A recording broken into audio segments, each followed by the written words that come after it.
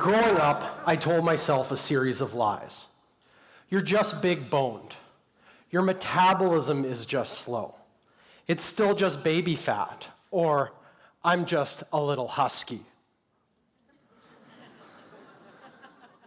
There literally was nothing in the world that I wanted more than to be skinny.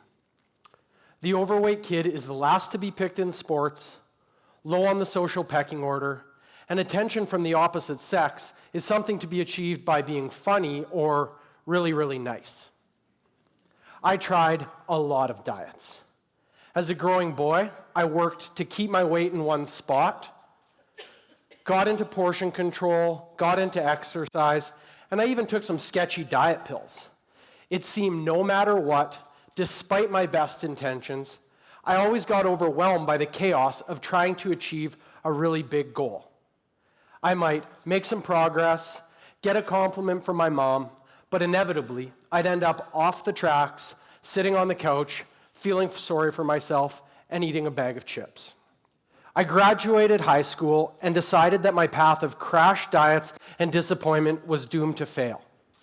It became clear to me that I had impulsive tendencies, and making decisions in the heat of the moment wasn't something that was going to work for me.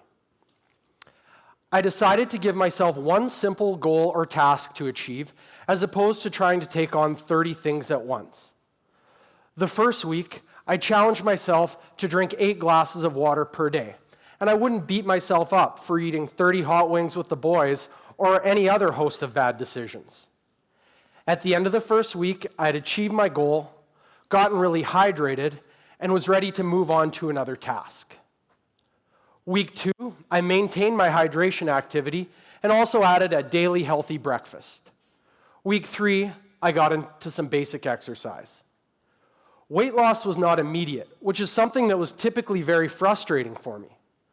What did happen, though, is I began to gain confidence and develop my coping skills, which put me in a better position to deal with tempting situations like restaurant or meals out.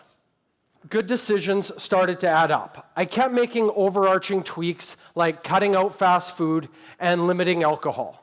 And soon, the weight really began to fall off. Confidence from achieving these small goals was really empowering. I wasn't into scales, but I'll never forget walking through the mall with one of my friends when he pointed to one of those red digital scales that they used to have in front of health food stores.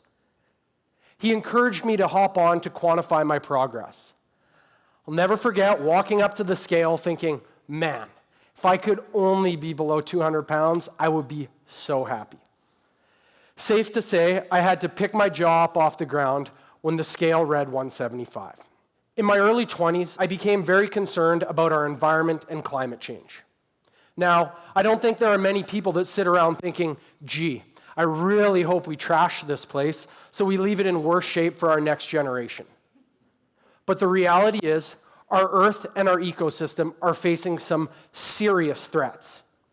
I wanted badly to make a difference, but became so distraught that I didn't want to leave the house, drive in cars, or enjoy a cold drink. It was very isolating. I'd talk to my friends and family about their plastic consumption or encourage them to drive less. In the end, I achieved very little, other than not getting invited to many parties because of my agenda. It hurt me so much to see another news article about an oil spill or statistic about rising sea level. It took me a while to realize, but I had to tone down my expectations. When you set out to achieve a big goal like combating climate change, there are really only 3 things that you can do. Do nothing, do something, or live in a world of isolation and anger. I chose to do something. I cut meat out of my diet, started riding my bike more, and made movies about the environment that weren't all doom and gloom. Since my environmental awakening, I've written the only guidebook for biking across Canada and regularly get letters from people telling me that it's changed their life. I've also started a film festival in Riding Mountain National Park that gets topics like invasive species and our food chain in front of people that normally wouldn't have a chance to think about the topics. You can't win every battle, and you can't control every situation. But the sooner you understand this, it'll make it more easy to understand that the things that you can control are the things that you should focus on. After graduating university and traveling the world for a few years, I decided it was time to get serious and figure out what to do with my life. I set the goal of becoming an entrepreneur and filmmaker. I wanted to have the biggest and best video production company in the land.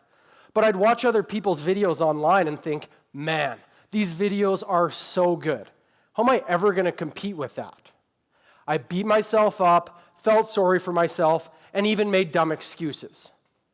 After I gave it some critical thought, I began to realize that I had no idea what went into any of these other people's videos. Did the person I was comparing myself have 10 talented friends? Or did it take them 10 days to shoot? Or did they train with Steven Spielberg? I'd never know the answer to any of these questions, but it became clear to me that I was on a one-way path to failure if I kept comparing myself and my journey to others. Maybe my competitors were on the brink of bankruptcy because they spent too much time on their projects. Or maybe they were having mental health failures. Or maybe they did train under Steven Spielberg. You can't worry about what everyone else is doing. It will drive you crazy. I started to worry about whether I was happy with the project, or whether I felt like we were getting better, or whether my clients loved the project. When you set out to achieve a big goal, you're on your own journey, and it doesn't really matter what everyone else is up to. People can tell you your idea is terrible, or point to others that are better and more talented. Unfollow, unfollow, unfollow. The reality is, the path to achieving a big goal is always going to be filled with lefts and rights and ups and downs. And the only thing that will continue to allow you to forge forward is having a vision that is uniquely yours and remains your North Star, even when your peers and the rest of the world make you feel like you're not up to it. My wish for everyone watching is that whatever your goal is, whether it's making $1 million, gaining more friends, or changing the world, that you build confidence through small wins, don't be a perfectionist, and focus on what you've achieved, not what you haven't. I challenge each and every one of you in this room to go on a journey that is uniquely yours, and wish you all of the best in achieving every single one of your goals. Thank you.